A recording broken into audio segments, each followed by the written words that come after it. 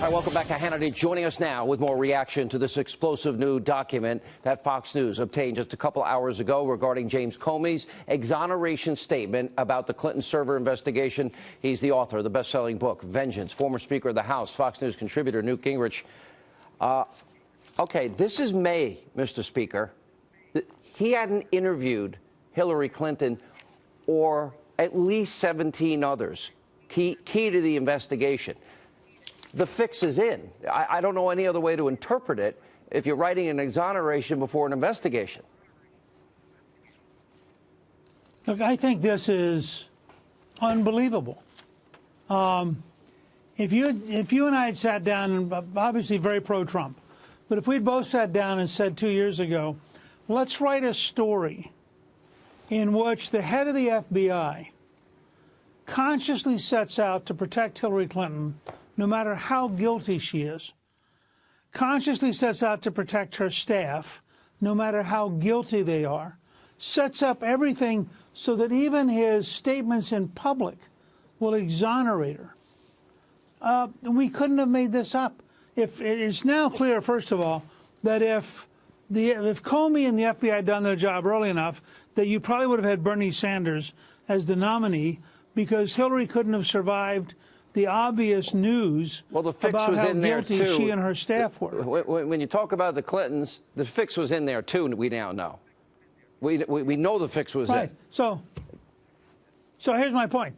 You now have, and this is a very serious question for the Congress, and frankly, I think it puts an enormous amount of pressure on the Attorney General, because I think Attorney General Sessions has an absolute obligation to look at this information and begin to think about how they're going to prosecute Comey and how they're going to prosecute all of these other senior FBI agents who clearly, based on their text messages back and forth, and including, by the way, I think, a great deal of as yet unreported guilt in terms of the chief deputy whose wife had gotten, I think, $900,000 from the Democrats, and yet who was still engaged in all this. I mean, you have here a cesspool of corruption covering up for the Clintons in a way which I would have to say as a historian is unimaginable. I do not know of any point in American history where you have this level of a system of corruption. We've had occasional attorney generals. We had one under Harding. We had one under Grant. I mean, you can go back and find individuals who were crooks. But this level of constant, methodical undermining of the rule of law, people who thought it was their job to save America.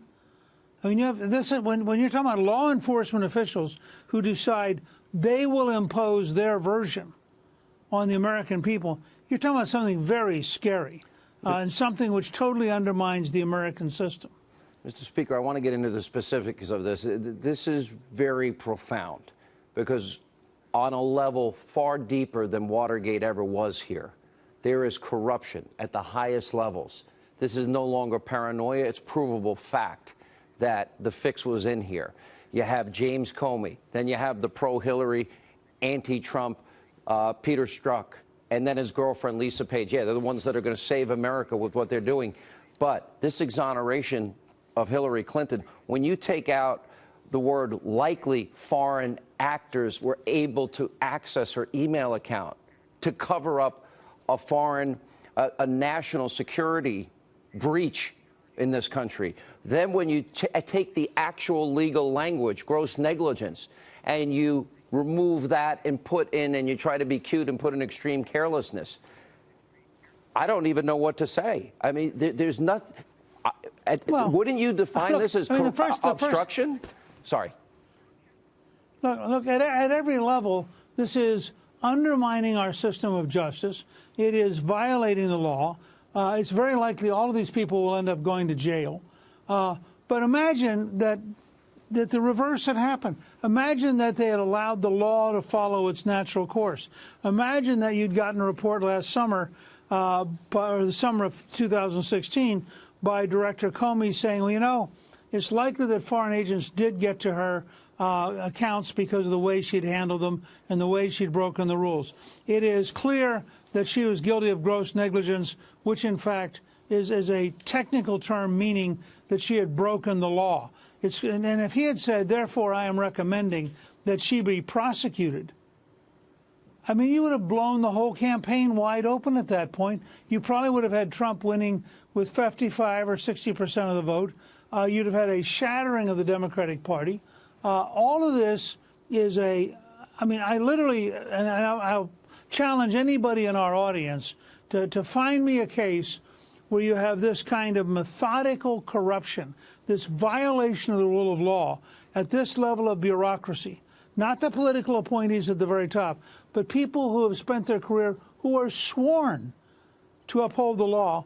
And I think it's maybe the greatest crisis in terms of law and order and the rule of law in American history. The rule of law in jeopardy.